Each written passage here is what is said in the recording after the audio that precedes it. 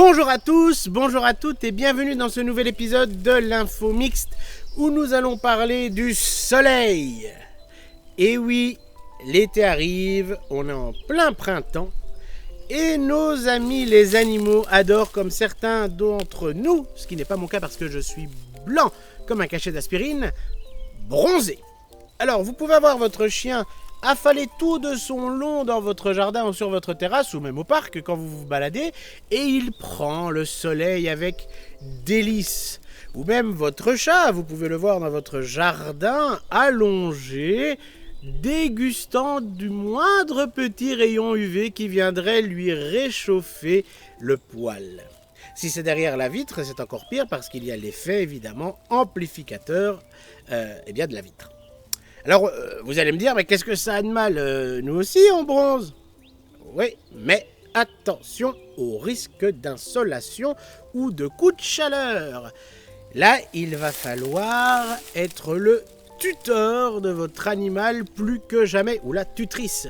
C'est-à-dire que vous ne pouvez pas décemment laisser votre chien ou votre chat s'exposer à un soleil, mais frappant de toutes ses forces pendant 2, 3, 4, 5 heures. Il risque une insolation.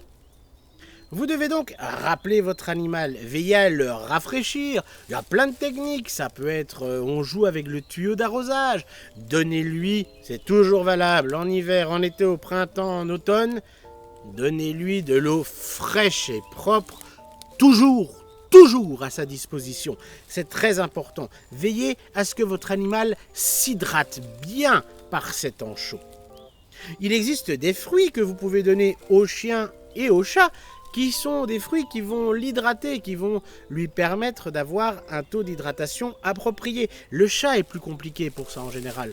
Mais pour un chien, si vous prenez une pastèque, que vous lui retirez évidemment la peau, la coque, enfin je sais pas comment on appelle ça avec la pastèque, que vous enlevez tous les pépins et que vous la coupez en petits dés, eh bien la pastèque elle est composée à plus de 90% d'eau, donc ça hydrate un max. Pour un chat, vous allez la couper, vous allez la débiter en tout petits cubes et vous allez la lui proposer. Les chats, c'est plus rare évidemment qu'ils aiment bien manger des fruits. Ça arrive, il y en a évidemment, mais c'est plus rare.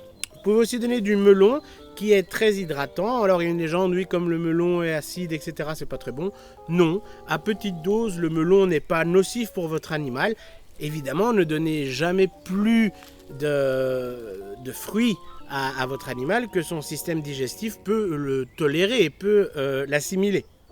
Et, les chats, si vous voulez les hydrater, c'est le moment de leur donner une pâtée. Alors vous avez, n'oubliez pas, la recette de pâté maison que je vous avais proposée, mais sinon une pâtée industrielle, ça aura le mérite d'hydrater le chat. Si vous voyez que votre chat rechigne à boire, n'hésitez pas à lui donner à boire avec une fontaine à eau ou même au goutte à goutte de l'évier pour le chien. Si vous en avez la possibilité, installez une piscine pour chien pour que votre chien batifole et gambade dans l'eau. Alors attention, il y a vraiment une précaution à prendre pour les chiens qui sont brachycéphales, c'est-à-dire les chiens qui ont le nez écrasé. Et les chats aussi, d'ailleurs. Que ce soit les chats persans ou chez les chiens, le bulldog anglais, le bulldog français, le carlin, certains chihuahuas, dont le type turc, si je me souviens bien.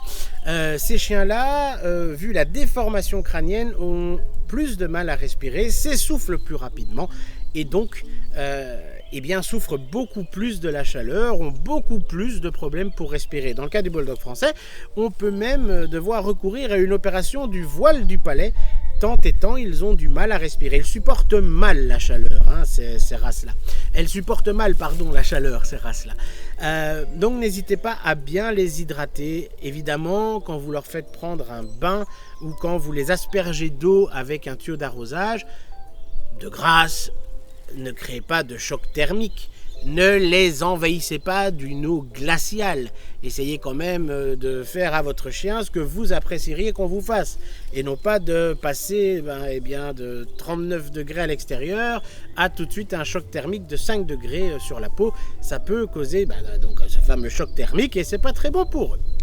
Donc voilà, le soleil c'est très bien, mais méfiez-vous car hors de tout contrôle, il peut avoir des effets assez dévastateurs.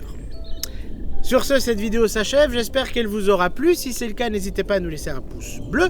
Vous pouvez également vous abonner à la chaîne si ce n'est pas encore fait. N'hésitez pas d'ailleurs à activer la clochette pour ne manquer aucun de nos prochains épisodes. Retrouvez-nous également sur www.adscac.com où vous trouverez tout un tas d'autres services, des articles et autres. Le tout est de toute façon gratuit, on vous y attend avec impatience. Moi je vous dis à la semaine prochaine, mais surtout prenez bien soin de vos poilus.